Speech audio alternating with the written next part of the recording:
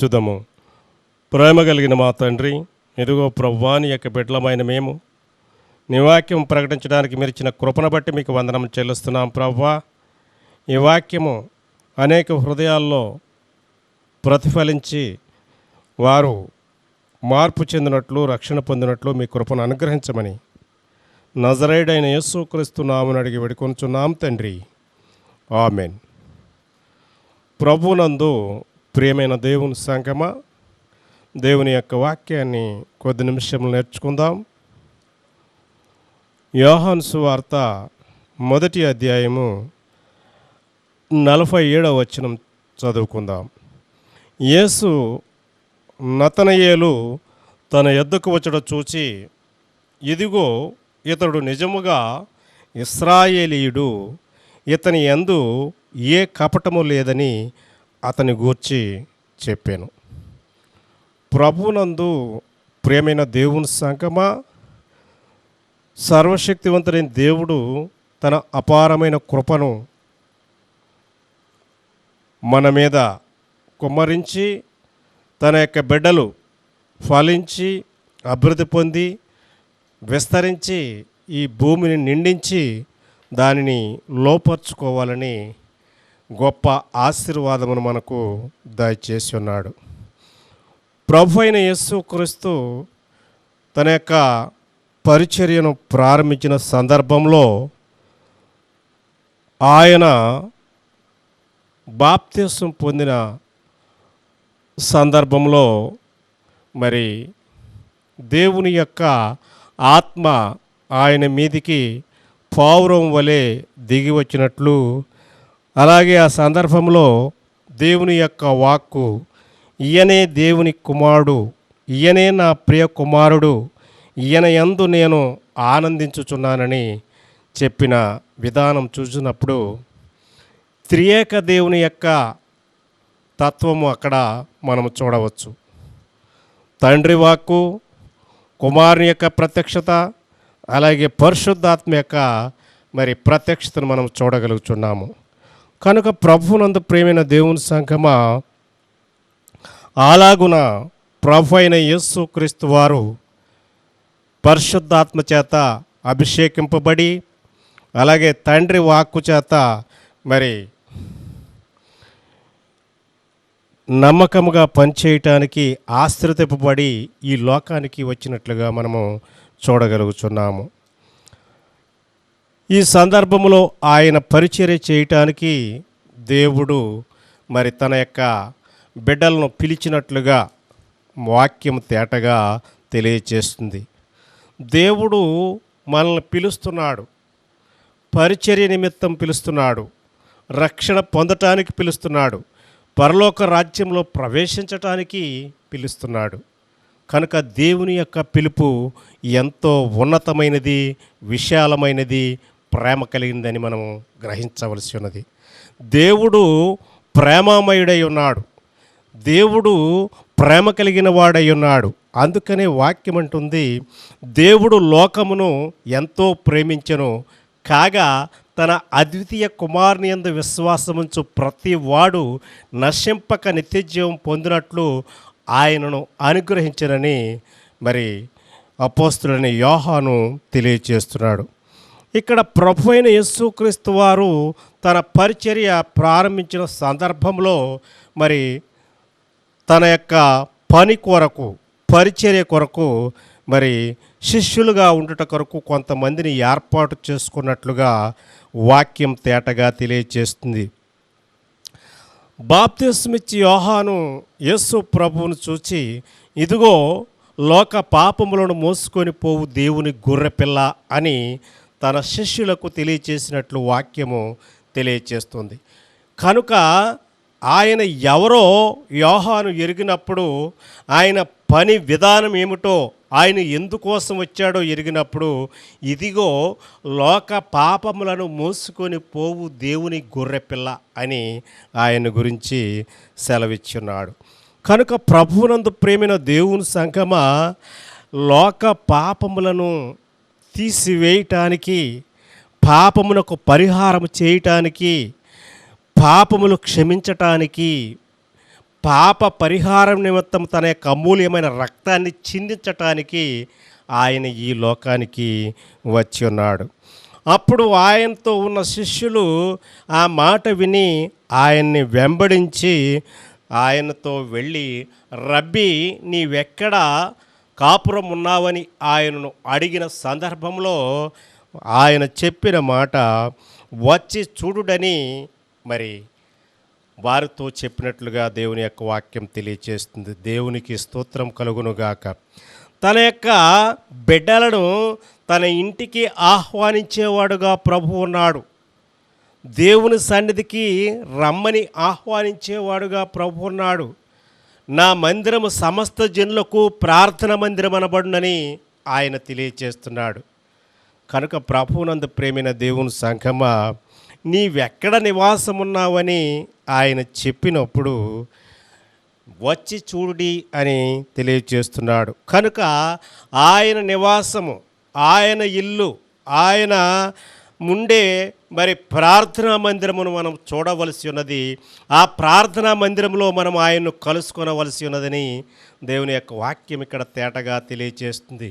కనుక దేవుని యందు భయభక్తులు కలిగిన ఈ ఇద్దరు శిష్యులు, అంద్రెయ, యోహాను, ఆ యొక్క యేసు ప్రభు నివసించే ప్రదేశానికి, నివాసానికి, బేతేలు అనే ప్రదేశానికి అనగా దేవుని మందిరానికి వెళ్ళటానికి వారు ఎంతో ఆసక్తి కలిగి ఉన్నట్లుగా దేవుని యొక్క వాక్యం తెలియచేస్తుంది.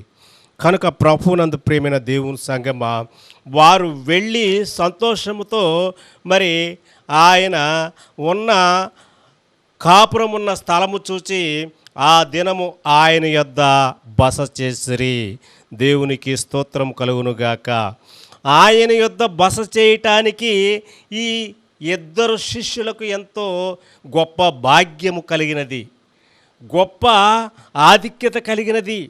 ఆయనతో కలిసి మరి 4 గంటల వేళ వరకు వారు ఉన్నట్లుగా దేవుని యొక్క వాక్యం తెలియచేస్తుంది. కనుక ప్రభువునందు ప్రియమైన దేవుని సంగమా, యేసుక్రీస్తు ప్రభువుతో సహవాసం చేయాలనే ఆసక్తి వీరికి కలిగినది. యోహాను యొక్క అనగా బాప్తిస్మిచ్చి యోహాను యొక్క మాట విని ఆ మాట ప్రకారము ఆయన్ని వెంబడించినట్లుగా దేవుని యొక్క వాక్యం తెలియచేస్తుంది. అందుకనే మనము యోహాను యొక్క పరిచర్యను గమనించినప్పుడు ప్రభు త్రోవ సరళం చేయుడి అని అరణ్యములో ఎలుగెత్తి చెప్పు ఒకని శబ్దమని యెషయా ప్రవక్త ఈయన గురించి వ్రాసిన మాట ప్రకారం ఇతడు ప్రభు యొక్క త్రోవ సరళం చేయుచున్నాడు. ప్రభు మార్గంలోనికి ఆయన బిడ్డలను నడిపించేవాడుగా ఉన్నాడని మనము గ్రహించవలసి ఉన్నది.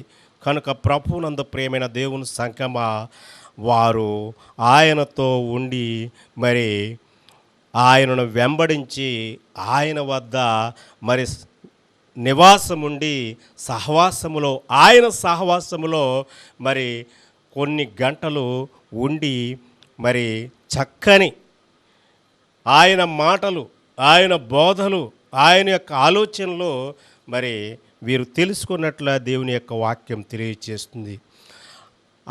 ఆ ఇద్దరిలో ఒకని పేరు ఆంద్రేయ అని దేవుని యొక్క వాక్యం తెలియచేస్తుంది. ఆంద్రేయ అనగా మగసిరి కలిగిన వాడు అని అర్థం. దేవునికి స్తోత్రం కలుగునుగాక. యాకోబు గురించి ఈ యొక్క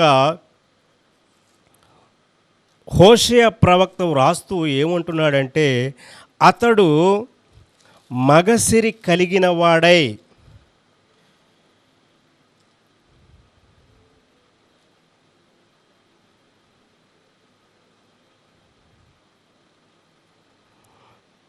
దేవుణ్ణి మరి కలుసుకున్నాడని దేవుని యొక్క వాక్యము తేటగా తెలియచేస్తుంది. కనుక ప్రభువునందు ప్రేమైన దేవుని సంగమా, అతడు మగసిరి కలవాడై దేవుణ్ణి ఎదుర్కొన్నాడని, ఆయన్ని వెంబడించాడని దేవుని యొక్క వాక్యం తేటగా తెలియచేస్తుంది. కనుక ప్రభువునందు ప్రేమైన దేవుని సంగమా, అలాగున ఇతడు మగసిరి కలవాడై దేవుని పని పట్ల శ్రద్ధ కలిగి, ఆసక్తి కలిగి, భయభక్తు కలిగి ఉన్నట్లుగా దేవుని యొక్క వాక్యం తెలియజేస్తుంది. హోషేయ గ్రంథము 12వ అధ్యాయం 3వ వచనం మనం గమనించినట్లయితే, తల్లి గర్భమందు యాకోబు తన సహోదరుని మడిమెని పట్టుకొనెను, మగసిరి కలవాడై అతడు దేవునితో పోరాడెను. దేవునికి స్తోత్రం కలుగునుగాక. అనగా దేవునితో ప్రార్థనలో పోరాటానికి ఆయన సామర్థ్యం కలిగి ఉన్నాడు అని ఇక్కడ వాక్యము తేటగా తెలియజేస్తుంది. అలాగే అంద్రేయ కూడా మగసిరి కలవాడుగా ఉన్నాడు. దేవుని యొక్క పనిలో పోరాడటానికి సామర్థ్యం కలిగి ఆయన పనిని నెరవేర్చటానికి తాను సిద్ధం చేసుకున్నట్లుగా దేవుని యొక్క వాక్యం తెలియజేస్తుంది.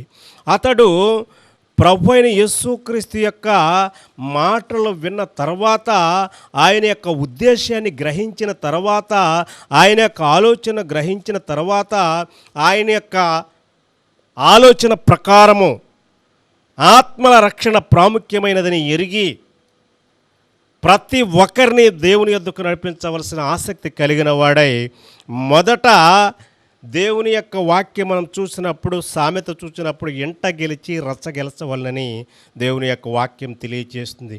చాలామంది ఎంట తమ యొక్క బిడ్డలను కానీ కుటుంబీకులను కానీ దేవునిలోకి నడిపించలేని పరిస్థితిలో ఉంటారు. కానీ బయటకు వచ్చి మరి బయట వారిని రక్షించాలనే తాపత్రయం కలిగి ఉంటారు.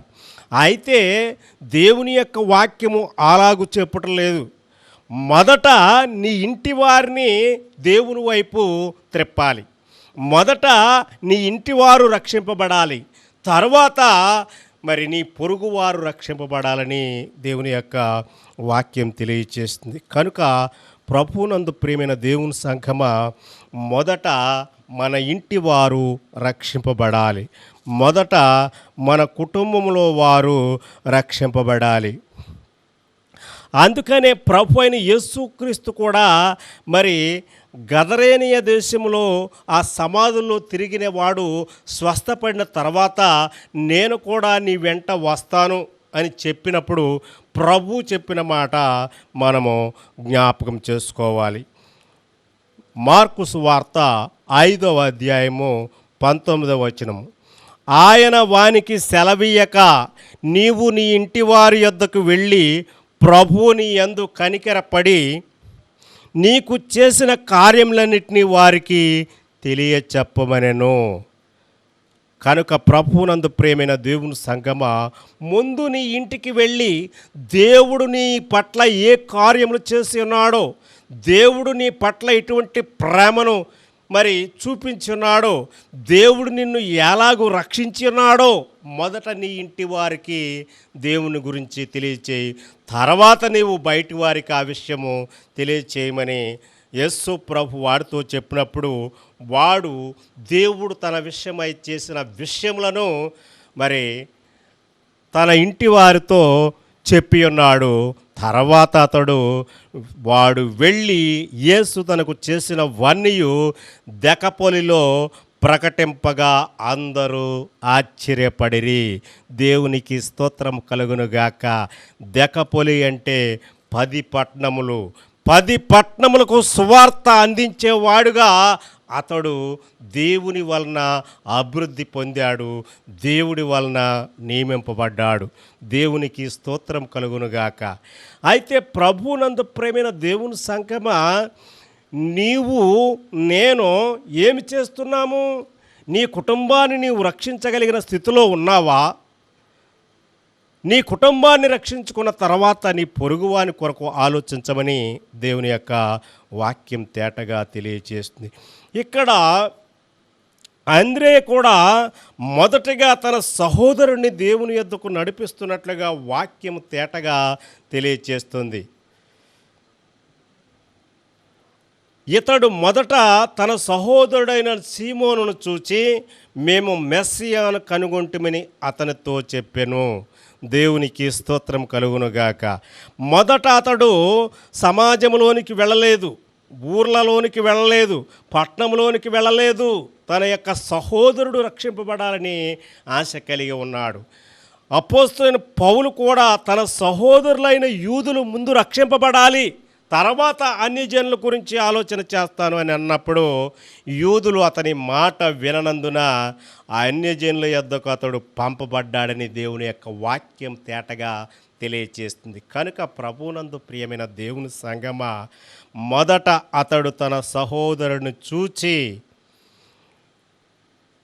మేము మెస్సియాను కనుగొంటుమని అతనితో చెప్పెను.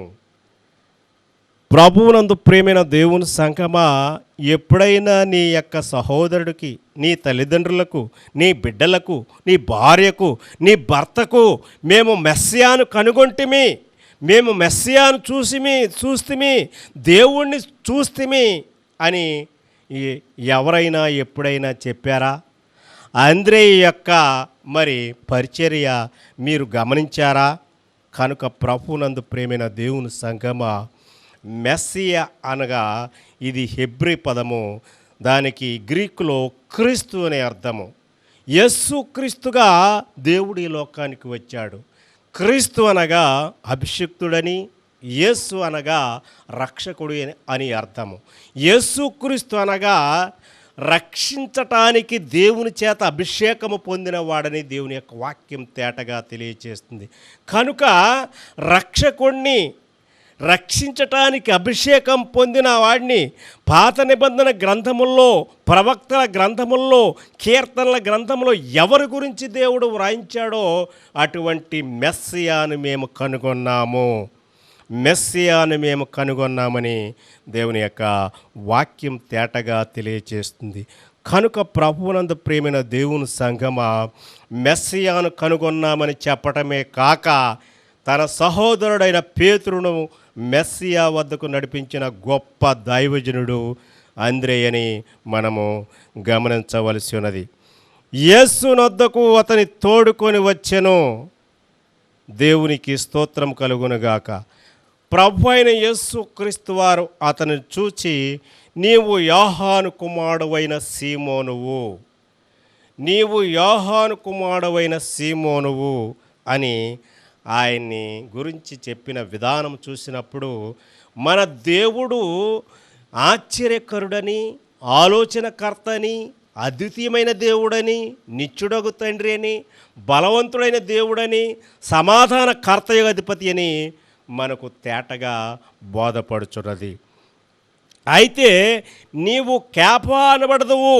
కేఫా అనగా రాయి అనే అర్థము, పెట్రాస్ అనగా రాయి అనే అర్థము. కనుక ప్రభువునందు ప్రేమైన దేవుని సంగమా, దుడుకు స్వభావం కలిగిన పేతురు రాయి వలె స్థిరమైన స్వభావం కలిగి సంఘాన్ని బలపరిచే పనిలో ప్రథముడుగా ఉంటాడని దేవుని యొక్క ఉద్దేశ్యమై ఉన్నది.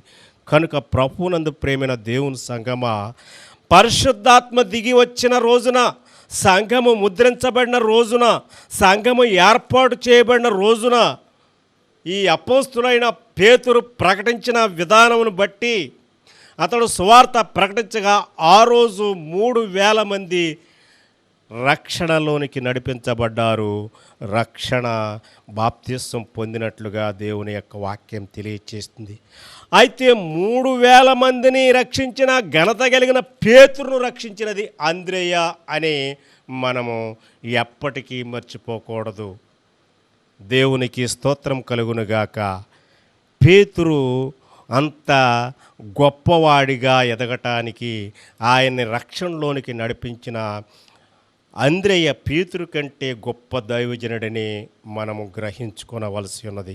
కనుక ప్రభువునందు ప్రేమైన దేవుని సంగమా, దేవుని యొక్క వాక్యము తన యొక్క బిడ్డలను పిలుస్తుంది. ప్రయాసపడి భారము మోయుచున్న సమస్తమైన జనులారా, నా యొద్దకు రండి, నేను మీకు విశ్రాంతి కలుగ చేస్తానని ప్రభు అయిన యేసు క్రీస్తు వారు పిలిచినట్లుగా మనము చూడగలుగుతున్నాము. మనము అనేకమైన భారములు కలిగి ఉన్నాము, అనేకమైన చింతలు కలిగి ఉన్నాము, అనేకమైన శ్రమల మార్గము గుండా వెళ్ళుచున్నాము.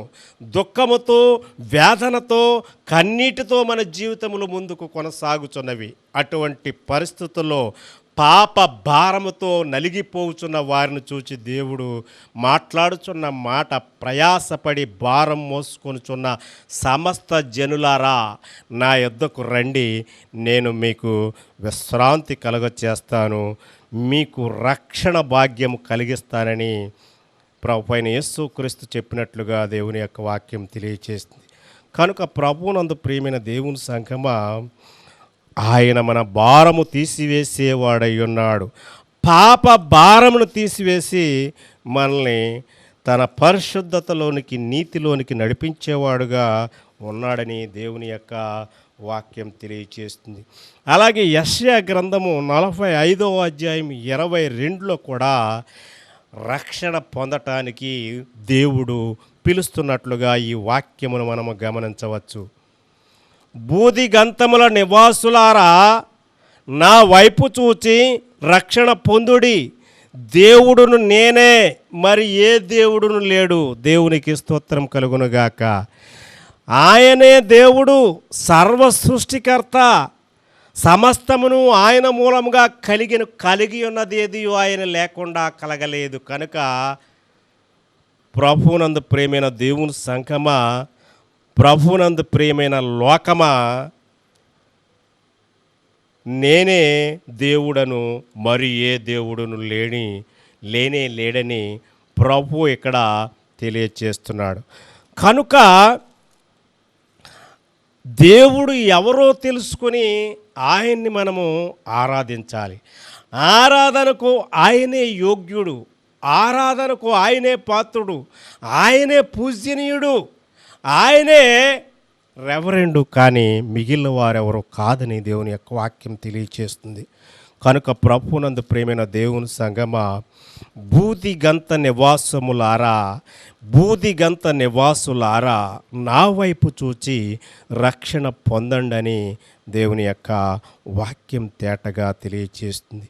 చూచుట అనగా ఆయన యందు విశ్వాసముంచుట అని మనము గ్రహించవలసి ఉన్నది. దేవుని యొక్క వాక్యం మాట్లాడుతుంది, యెహోవా ఉత్తముడని రుచి చూచి తెలుసుకొనుడి అని దేవుని యొక్క వాక్యం తేటగా తెలియచేస్తుంది.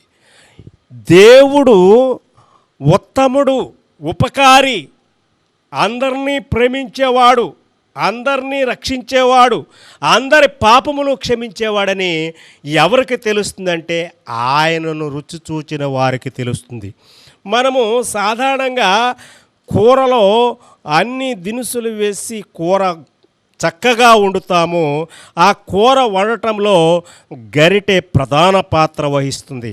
అయితే కూర రుచి ఆ రుచి చూచిన వారికే తెలుస్తుంది, కానీ గరిటెకు ఏమాత్రమో తెలియదు. దేవునికి స్తోత్రం కలుగునుగాక. అలాగే క్రైస్తవులు మరి కూరలో గరిటలాగా ఉంటున్నారు, కానీ యేసుక్రీస్తు యొక్క గొప్పతనాన్ని, ఆయన ఉత్తముడని, ఉపకారని, సర్వశక్తి గల దేవుడని రుచి చూచి విశ్వాసముంచి తెలుసుకోనలేకపోతున్నారు. క్రైస్తవులమే, నామకార్థ క్రైస్తవులమే. ఎందుకంటే మనము కూరలో గరిటెవలే నామకార్థ క్రైస్తవులము. అక్కడే ఉంటాం, కానీ ఆ కూర యొక్క రుచి మనకు తెలియదు. ఆ కూర వండటంలో ప్రధాన పాత్ర వహిస్తాము, కానీ ఆ కూర రుచి మనకు తెలియదు. దేవునికి స్తోత్రం కలుగునుగాక. కనుక ప్రభువునందు ప్రేమైన దేవుని సంఘమా, యెహోవా ఉత్తముడని రుచి చూచి తెలుసుకోండని దేవుని యొక్క వాక్యం తేటగా తెలియజేస్తుంది. మనము గమనించినప్పుడు ఒక వ్యక్తి మరి పన్ను వసూలు చేసే అధికారి, అందరూ ఆయన యొద్దకే రావాలి.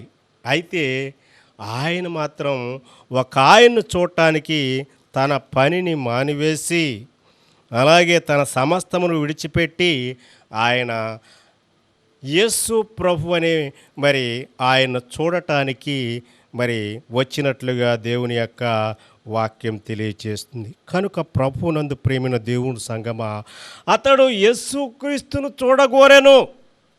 యేసుక్రీస్తును చూడాలనే ఆలోచన అతనికి ఎందుకు వచ్చిందంటే, యేసుక్రీస్తుని గురించి విన్నాడు, ఆయన చేసిన అద్భుత కార్యముల గురించి విన్నాడు. కనుక ఆయన్ను చూడాలి అనగా ఆయన యందు విశ్వాసము కలిగిన వాడై చూడాలనే ఆసక్తి కలిగి తన పనులన్నింటినీ మానుకొని తన వద్దకు వచ్చే వారిని విడిచిపెట్టి తన ఉద్యోగమును విడిచిపెట్టి అతడు ప్రభు అయిన యేసుక్రీస్తును చూడగోరెను.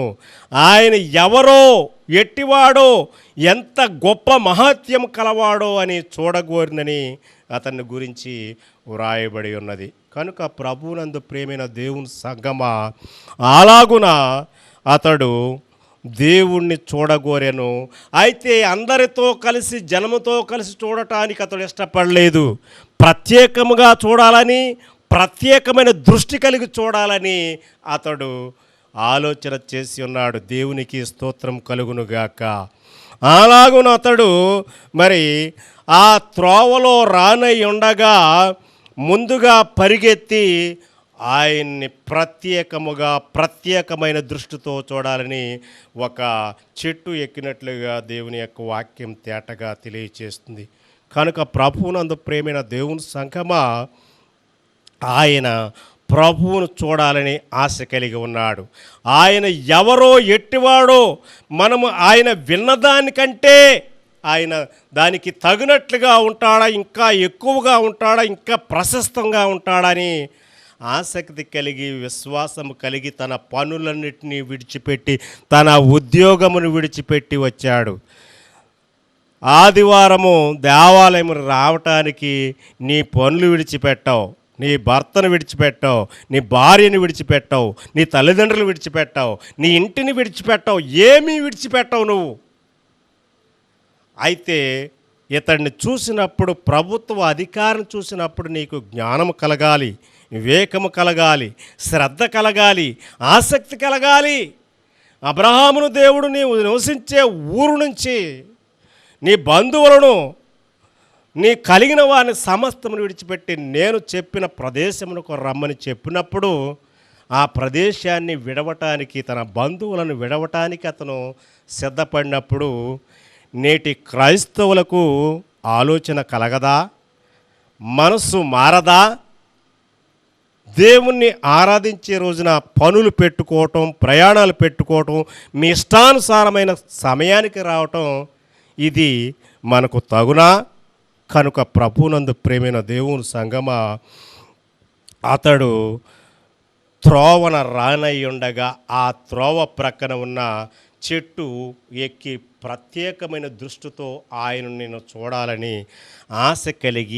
ఆసక్తి కలిగి చూడాలని తలంపు కలిగి విశ్వాసము కలిగి మరి ఆ మార్గంలో ఉన్నప్పుడు ఈయన చూడటం కంటే యేసు ప్రభువే ముందుగా ఆయనను చూచి అంటున్నాడు, త్వరగా దిగుము, నేడు నేను నీ ఎంట ఉండవలసి ఉన్నది.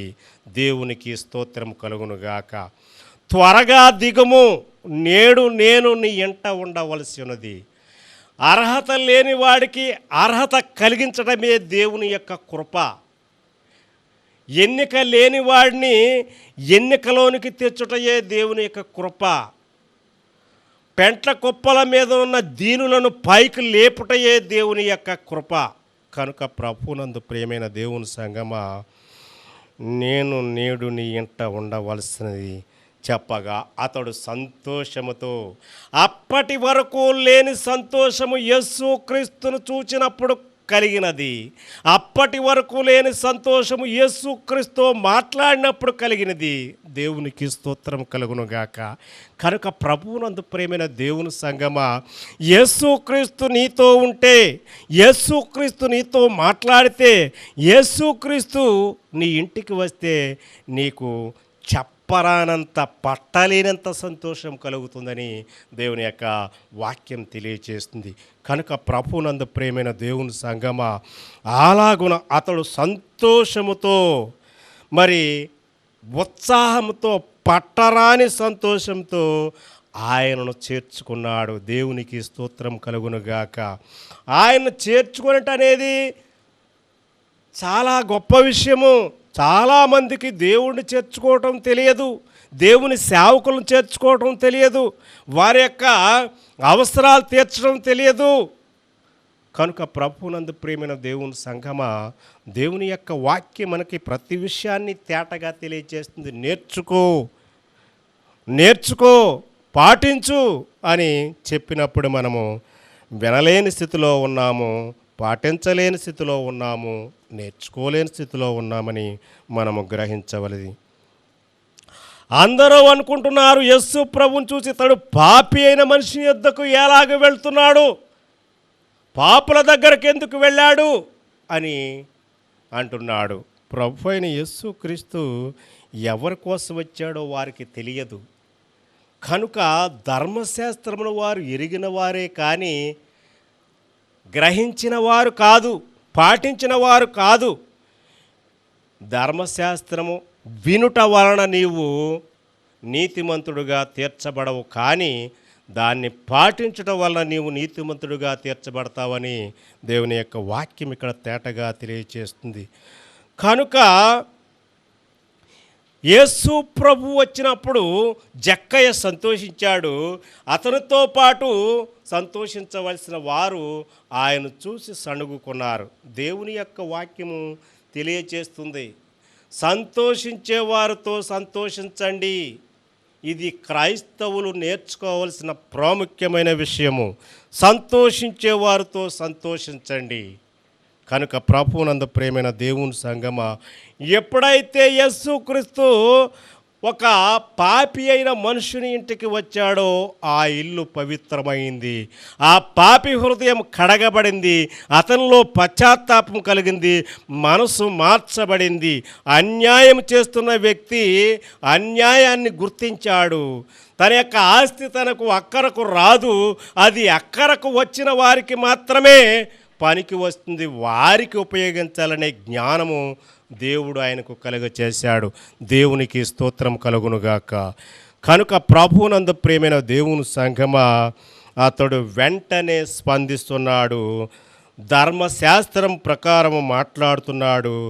నా ఆస్తిలో సగము బేదలకు ఇచ్చుచున్నానని ఎంత చక్కని మాట పలికి ఉన్నాడు. కనుక ప్రభువునందు ప్రేమైన దేవుని సంఘమా, మార్పు చెందుతున్నావు, కానీ మార్పు చెందిన విధముగా మారు మనసుకు తగిన ఫలము నీవు ఫలించటం లేదని వాక్యం తేటగా తెలియచేస్తుంది. నేను ఎవని యొద్దనైనను అన్యాయంగా దేన్నైనా తీసుకొని వెళ్ళా అతనికి మరల 4 వంతులు చెల్లించెదను. అందుకనే ఇతను అబ్రహాము కుమారుడయ్యాడని దేవుని యొక్క వాక్యము యేసుక్రీస్తు ద్వారా పలకబడింది. అన్యాయము చేయనివాడు అబ్రహాము కుమారుడు. తనకు అక్కరకు రాని ఆస్తిని అక్కరకు వచ్చి ఇతరులతో పంచుకునేవాడు అబ్రహాము కుమారుడు.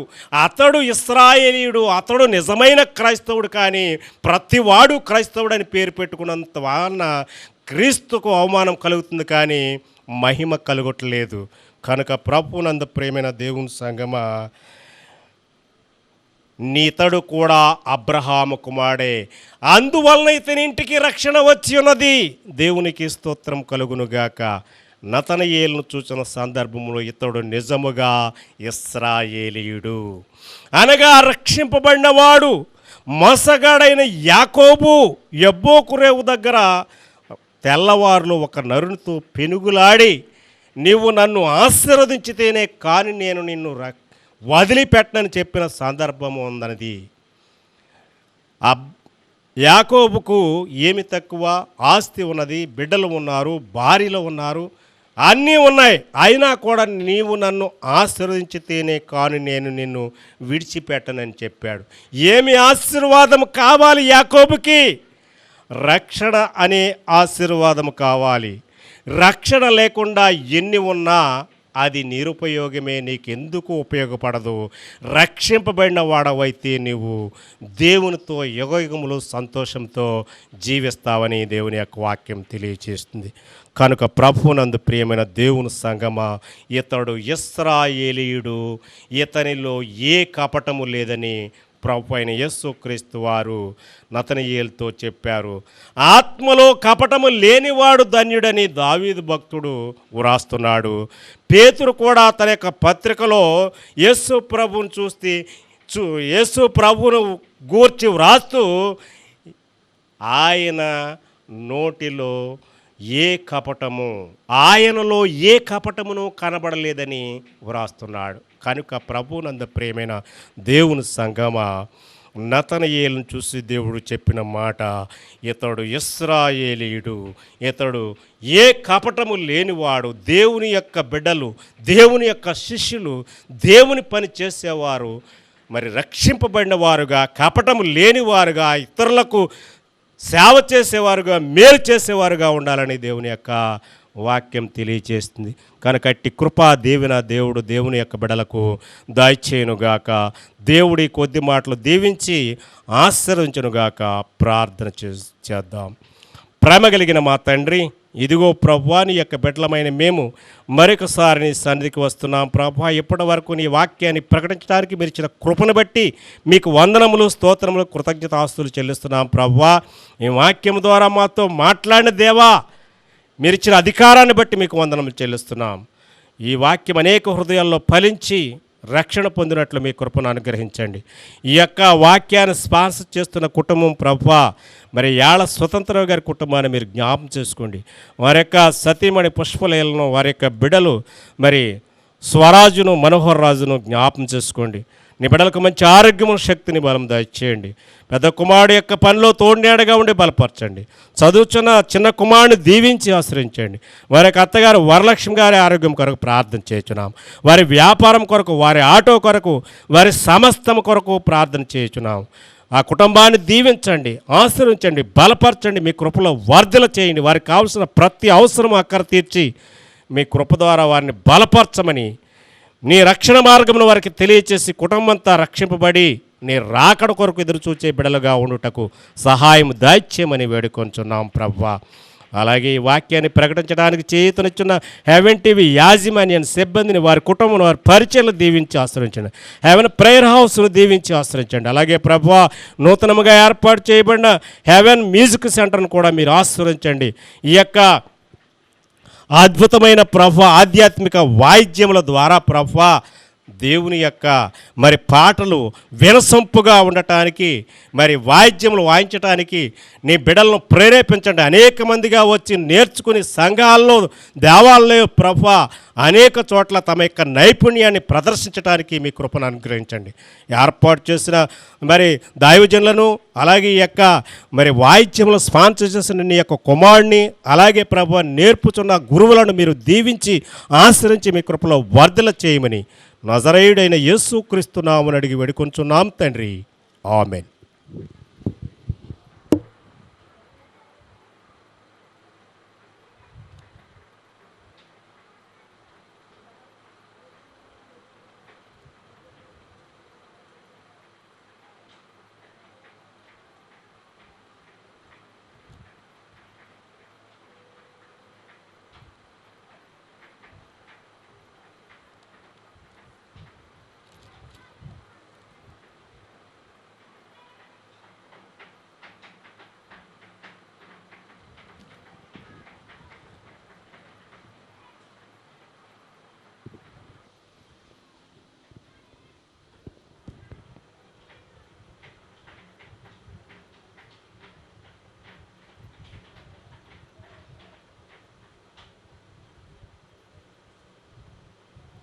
బాగా వచ్చింది వాక్యం. Thank you sir.